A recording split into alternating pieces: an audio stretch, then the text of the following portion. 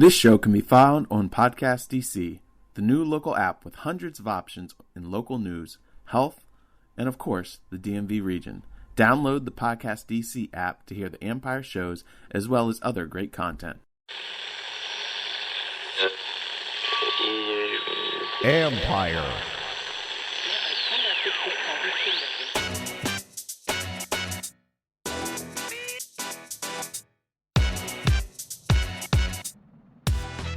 We're going to look at the game from the front office perspective and also learn some how-tos for climbing the ranks as an NFL general manager. What's up, everybody? It's Mike Jones. Thanks for coming back for another episode of the Football Jones podcast. You can read me at usatoday.com. Follow me on Twitter and Instagram at @ByMikeJones. And today our guest is former New York Jets general manager Mike Tannenbaum, ESPN insider. This is a real treat for you because I love going inside. I love hearing how the professionals view this game. And so he's going to take us through the league. We're going to talk about some of the situations of this offseason, who's had the best offseason, who's had the worst offseason, how to solve some of the problems around the league. But then also, which is really fascinating to me, was a look inside Mike's journey to becoming an NFL general manager. Because I get lots of emails or questions when I talk to young people or sometimes NFL players about, like, how do I become a general manager? What do I have to do? Because, you know, it's not like just applying for any old job. This is a very, very elite job. There's 32 of these jobs in the world, and it's tricky to have to navigate that and try to figure out how to plot that course. Well, Mike does a fantastic job of telling us how he did it and how you can do it as well. So, without any more delay, let's get into it with Mike Tannenbaum. This episode is brought to you by HP Plus. In a world full of smart devices, shouldn't your printer be smart too? It is with HP Plus. These printers know when they're running low, so you always get the ink you need delivered right when you need it. Plus, you save up to 50% on ink, so you can print whatever you want, as much as you want, anytime you want. Huh, that is pretty smart. Get 6 free months of instant ink when you choose HP Plus. Conditions apply. Visit hp.com/smart for details. Have you joined in the fun and taken advantage of Empire Media's partnership with Monkey Knife Fight, the fastest growing daily fantasy sports site on the planet? Well, what are you waiting for? Get over to monkeyknifefight.com, give yourself a chance to win cash while playing a variety of contests in all kinds of different sports. Just so you know, the payouts for the Home Run Derby contest have been boosted, and last week one player took home the entire MKF $5,000 prize pool. Get over to mkf.com, use the show code JONES, and receive a 100% deposit match up to $100. That's playmkf.com/Jones. And here we are on the Football Jones, joined by Mike Tannenbaum. Really excited to have you on here. Now, you guys have seen him, obviously, ESPN insider. He's a man who wears a lot of hats. He is the founder of the 33rd Team, which is the NFL think tank. A lot of analysis and things like that, taking you inside. He's also on the board of directors of X2 Performance. He's also an adjunct professor. So the fact that you had time to talk to us, I am very, very thankful for you. Mike, how are you doing today? I'm doing great, Mike. How are you? Great to be with you. I'm doing well. You know, this has been a really interesting NFL offseason. So I wanted to get your perspective on what you've thought about what some of these teams have done and who's had the best offseason that kind of stands out to you, that you look at what they've done. And I know you have a pulse on a lot of different teams, but who stands out that's had an impressive offseason to you? You know, like for me, it may be a little bit under the radar, but I like what the Saints did specifically at the quarterback position. It's really hard to win for today and develop for tomorrow. And I think a year ago when they signed Jameis Winston, knowing that Drew Brees was obviously close to the end and get him a year in the system, Mike, I thought that was really smart.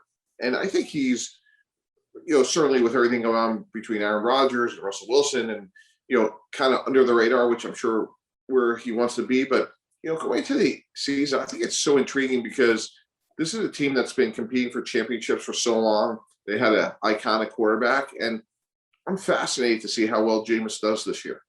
Yeah, I understand what you mean. I mean, he's a guy that we know he can light it up, and make all the plays you need, but he also can keep the other team in the game. But working with Sean Payton and sitting under Drew Brees for a year, how do you think that might pay off for his development? Well, it's little things like I worked for a number of years with Brian Schottenheimer, who's now the coordinator in Jacksonville. He had a great line. He's like, for quarterbacks, every drive should end in a kick, meaning extra point, field goal, or punt. And I know that's a very simple thing to say, but if Jameis Winston just cut his turnovers in half, they may have a really good quarterback for a number of years. And you look at some of these recent trades, like, for example, like what San Francisco gave up to go get Trey Lance, a massive amount of draft capital, or how bad Jacksonville was, or the Jets were to get those players like Zach Wilson or, Trevor Lawrence. Here was a guy that was the first pick in the draft not that long ago, Mike, who's still young, been productive. I think from a risk reward standpoint, it was a fascinating signing. And you're right, he did keep both teams in the game. But, going to grad school for a year with Sean Payton and Drew Brees, I give Jameis Winston, too, a lot of credit to have the humility to do that, where, you were a frontline guy, you were the number one pick overall. I think that says a lot about his mindset and his maturity. On the flip side, whose offseason has concerned you the most? Well, that's a good question. I would say like Dallas, just from a standpoint, I think they're going to be a lot better on defense, just with having Dan Quinn. I'm a big believer in Dan. I think the Zeke Elliott contract is starting to catch up with them. They lost Byron Jones, who's a good corner, a year ago, and they just don't have the resources to go ahead and acquire frontline blue chip difference makers on defense. And when you pay a guy like Zeke before they had to, it starts catching up with you. I like who they drafted, though. I think Parsons will be good. Their second round pick, a corner out of Kentucky, I think he's going to be really good. So there's some things I like, but I think foundationally, the way they've built their team, they have so many resources in the skill players. It's just going to leave them short on the defensive side of the ball. But with that said, I think Dan Quinn will make them better. But when you look at on paper defensively, they have a championship offense, but it's hard to say that about them defensively. And if you're giving up so many points in yard, that just puts so much pressure on your quarterback, on that offense. One team that I'm curious about, the Bucs, they brought back everybody from that Super Bowl team. And I know that every year is different, but how challenging is that as a GM to make that happen, to bring back all of those starters? Really hard. And Mike Greenberg, their salary cap guy, Jason Light, they deserve a ton of credit. Just from a standpoint of when you think about guys like Levante David, all of them. We could just write down the line. But to bring back that whole core and nucleus, a guy like Chris Godwin, I think, his best days are ahead of him. I think they deserve a ton of credit. And I think they have a chance to be better, just given the weird offseason last year. I think having that nucleus together this year will, again, I think make them even better. Now, they're a team that they haven't had a lot of experience with, success and having the bullseye on them. How do you think that they'll handle that? Now they have all these expectations. I think Tom Brady will make sure that they only answer it, one way very appropriately. If it was another team, Mike, I wouldn't be saying that. But, Tom's one of those guys that, he probably woke up Monday after the Super Bowl saying that they were probably behind for next year. So the way he's hardwired, I don't think they'll let complacency slip in at all. Gotcha. When you look at the teams around the league, are there any ones that you have real questions? I know we don't know what's going to happen with Green Bay. We don't know what's going to happen with Deshaun Watson, but are there other teams that you have big questions about that still have to be resolved between now and training camp? Yeah, I think another big headline is going to be these extensions. So Lamar Jackson, Josh Allen, Baker Mayfield, that sort of class of 2018, who gets extended and who doesn't, Mike. I would certainly sign Lamar.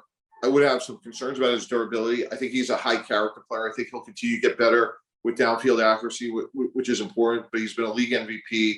He's dynamic. I don't love his frame just in terms of sustainability, but I love the player and I love his character. I would definitely sign Josh Allen, although he was hurt at Wyoming. Some concerns about his durability. He's a contact player. He does not make people miss. And he's a big frame guy. He's a big target.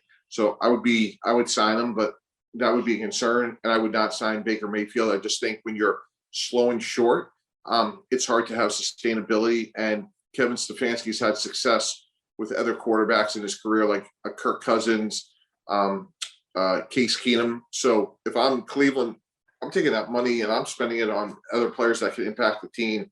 And knowing that I have a quarterback that played well, but his skill set, to me, there's nothing about him that's like dynamic. Gotcha. So you have him on that 5th-year option. You kind of just let it see what happens this year and then revisit it in the offseason. Yeah, I think he plays this year, which is year 4.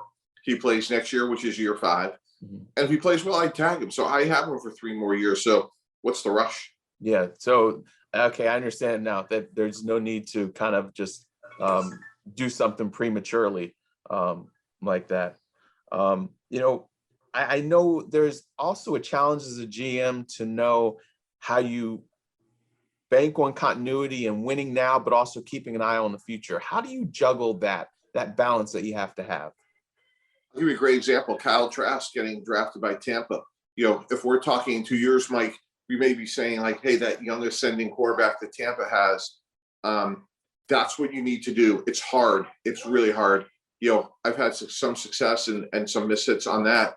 Clearly, like in Miami, we had a great quarterback in Ryan Tannehill who has continued to show his greatness, but not a lot behind him. And that's really, you need to procure as many quarterbacks as you possibly can. Like you go back to Seattle, they had guys like Tavares Jackson and Matt Flynn, and they drafted this short quarterback out of Wisconsin in the 3rd round who couldn't start at NC State, and a Hall of Fame career later, there's Russell Wilson.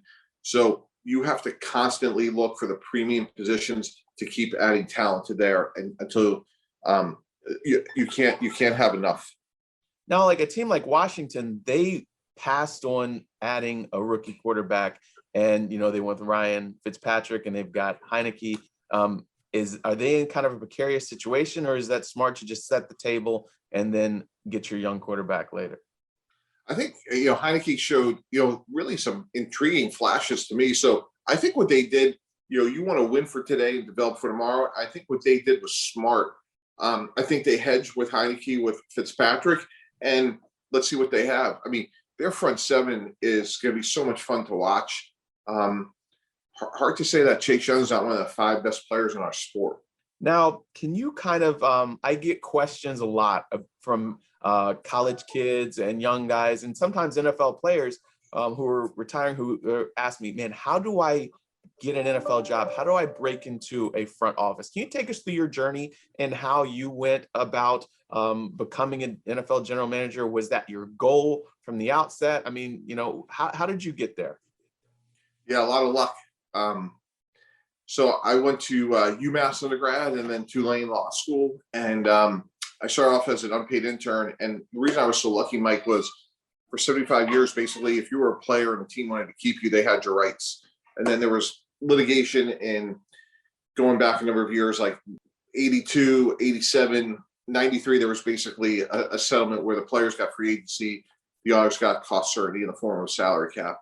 And basically, I was in the right place at the right time. So I was in law school. I interned for the Saints, and I put a book together of how I would build a team. I sent it out to 60 people. There was 30 teams, and I got 59 rejection letters, which I still have. One of the ways I motivate myself every day. And Coach Belichick hired me in Cleveland. I went out there and researched contracts, drove people to the airport. And then my big break came. The 95 Browns became the Ravens. Coach Belichick spent a year with Coach Parcells in New England. And then 97, they went from New England to the Jets. I got hired initially to manage the salary cap and was able to get more responsibilities and became the GM of the Jets, a number of years later. But now, did you go to college knowing you wanted a career in football? You went to law school, or was that something you decided later on? Yeah, so I went to University of Massachusetts. They have a great sport management program. Okay. And when I graduated, I worked for the Pittsfield Mets, which was a short season single A baseball team. And I loved it. And I just believe, Mike, can choose a job you love. You never work a day in your life. And growing up in the Boston area, the GM of the Boston Celtics was a guy named Red Auerbach. And he was a guy that really I was just fascinated by. And Boston Globe was a newspaper that you kind of pulled up, like the USA Today, you pulled apart, the different sections. And every morning having breakfast with my mother, I just said, hey, give me the sports section. And she always said to me, at some point you're going to have to get a real job and you're going to need to know more than about sports. And I was able to prove her wrong on that. Exactly. And my dad was the same way. He was an accountant. He was like, no, you can't be a sports writer, not a real job. Go be get there you go. Business. But, good for you. Yeah. So what would your advice be to a kid who's, coming out of high school, going into college, wants to be, what would the best track be? Would it be sports management?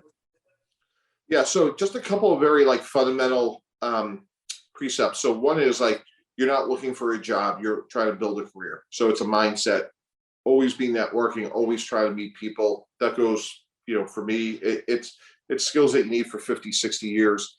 It's really about creating value. What's the pain point of the person you want to work for and how can you solve it? So it could be sport management, it could be accounting, it could be understanding intellectual property laws of China, working for a sports agency that's trying to, garner international attention for their client. It could be name, image, and likeness. It could be a transfer portal expert. There's a number of ways to create value.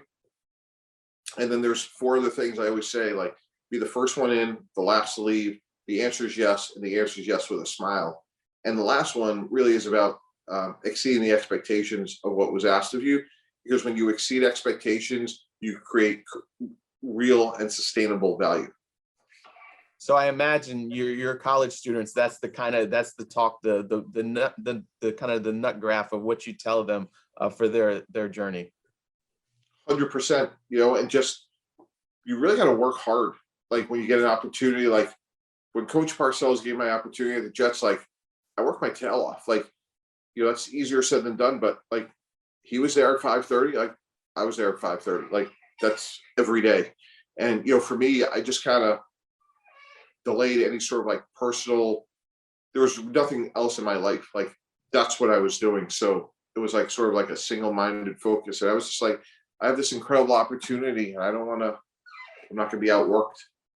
And don't be afraid to do the dirty work. I mean, driving people to the airport isn't very much fun, or picking them up. And, that's not like picking players and everything like that, but it lays the groundwork. 100%. And when you meet expectations, you get more responsibility. Gotcha. Now, for you, now that, you have a lot of different hats you wear, but what's the challenge of being an ESPN insider, keeping abreast of all 32 teams, teaching college, serving on the board for, X2 and, the 33rd team, starting that? How do you juggle all that? I like staying busy. I'm not, I live in South Florida and I like to golf, but I'm not dead yet. I just, ambition is a blessing and a curse. I don't know how else to say it. I want to get better. I want to impact the world. I want to help people get to where they want to go. And I want to, do it with people that make me smile, make me smarter. And I got a lot of wood to chop. So I get up every day, the best is yet to come. And, we got a lot to get done, and let's get after it. How did you come about the idea of starting the 33rd team? So big passion of mine is helping others to get to where they want to go. When I was fortunate to become the general manager of the Jets, I started a family scholarship where we give living wages to people that get an opportunity to work in sports but can't afford to work for free. So we encourage them to take those opportunities, and then we give them money to pay their bills so they don't have to go wait tables. So that was the foundation, and that started probably back in 2006. And then when I got very fortunate to get hired by ESPN, I knew I needed a lot of help. So I started with a couple of students. They did great work for me. And from there, we just found there's this really weird void in the marketplace, which is there's students that would give their left arm or leg to get involved with sports. And then you have professionals that are between opportunities. So take someone like Dan Quinn. Dan was the head coach of the Falcons. He then gets let go. He spends 6 months with us. He becomes very, very close with a couple of our grad students. They do some really interesting research projects together, makes Dan a better coach. And now these grad students have incredible experience. And then hopefully that helps them with placement, and which I'm really proud of. We've placed about a half a dozen students in the NFL over the last couple of months. And then what we realized, Mike, is that we have really interesting content. So we started a free newsletter. All our content's completely free. It's at the 3013.com. And, we know that people read it in the industry, and, we just try to kind of share our observations. What hatched or birthed that desire of yours to kind of help people get to where they want to be? Where did you get that from? One, my parents gave me everything. My dad was a transit worker, and he gave me everything he had. And Curtis Martin really impacted me. He always talked about, to whom much is given, much is expected. And I'll never forget when we signed him to this $36 million contract to get him from the Patriots to the Jets. And his mother comes in from Pittsburgh to celebrate, Rochelle Martin. And I said, congratulations. What a great day for you and your family. Are you going to go out in New York City and celebrate tonight? And she's like, no, I run a secondhand clothing store. I got to get back to work. And I've never forgotten that. I'm thinking my gosh, her son just signed a $36 million contract, and she runs a secondhand clothing store, and she had to get back to work. And when you're around Curtis Martin for 10 seconds, you realize what a special human he is, well beyond anything he ever did on the field. And I don't know, I just those things really inspire me. A lot of people believed in me way before they should have. And I have a responsibility to help others because so many people were good to me. And then how did you get involved with X2 Performance? It's a supplement brand. Kawhi Leonard's kind of the face of you guys, but how'd you get involved with that? So, when you sit there with, for a team, you get a lot of products and services thrown your way. And through a mutual friend, I actually knew the founder. I gave it to our strength and conditioning staff. I said, hey, check this out. So they took it, and we actually drug tested them for 6 weeks to make sure it was clean and natural and healthy. Because the last thing I'm going to do is, do a favor for somebody and then, have some contaminant, but totally clean, totally safe. And then after games, I saw our players use it. And we have a patent. We actually enhance energy in a healthy and natural way. And the U.S. government agreed with our patent. And we're so privileged to have Kawhi Leonard, who stands for all those sort of attributes. He is a self-made, hardworking, selfless person that is obviously a great player. And he uses it on game day and training. And we have a great story to tell and a great product. And it's been a lot of fun, and learned a lot along the way. So it seems like you're having fun doing a lot of things, all kinds of different things. Do you ever miss being a GM? Would you want to be a GM again, or are you happy where you're at? Yeah, no, there's definitely parts and days that I miss it. I still have obviously a lot of friends in the league, and you miss those those great moments of winning. But I really I'm very fulfilled doing what I'm doing now, just because I'm learning a lot. I'm involved with the sport a couple of different ways, and having a seat with ESPN has been great. I feel like I'm still in the middle of things and can stay relevant and keep learning. And I like being challenged. So there's a great expression be where your feet are, and I just try to be the best version of myself every day that I possibly can. Good deal. Well, in closing, I just want to ask you, if I'm going to give you 3 teams right here, if you would fix their situation, how would you do it? If you're the Packers, how would you fix them? I would go find Aaron Rodgers and just say, we're not leaving until we get this solved. I want to talk about your legacy, not this year, but the next 5, 10, 20 years. We're talking about Aaron Rodgers Boulevard, in Green Bay. You're an all-time great, and we got to fix this. And we haven't been perfect, but we're going to fix this together. Okay. The Houston Texans.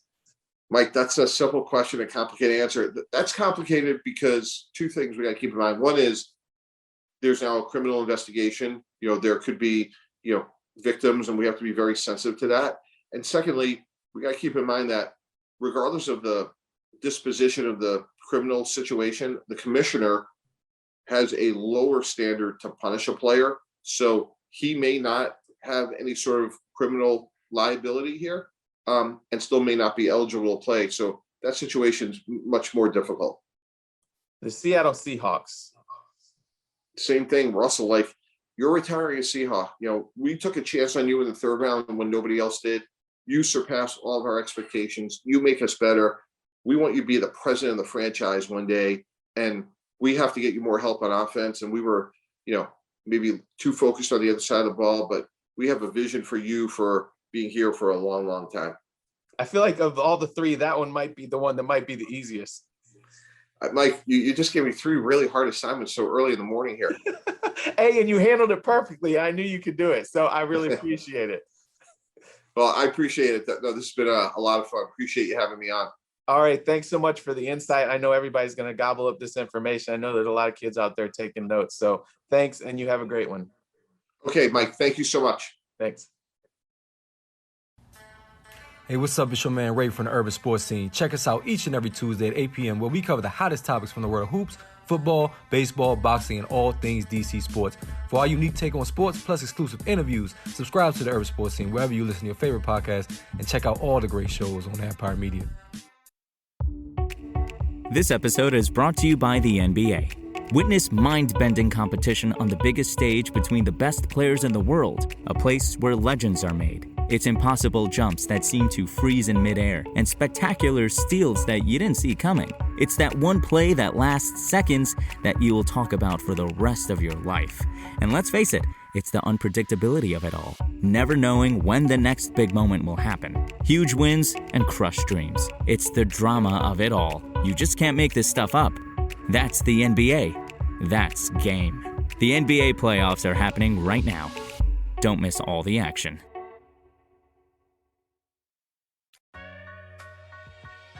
Thanks so much to Mike Tannenbaum for his time. I tell you, I really enjoyed that conversation there.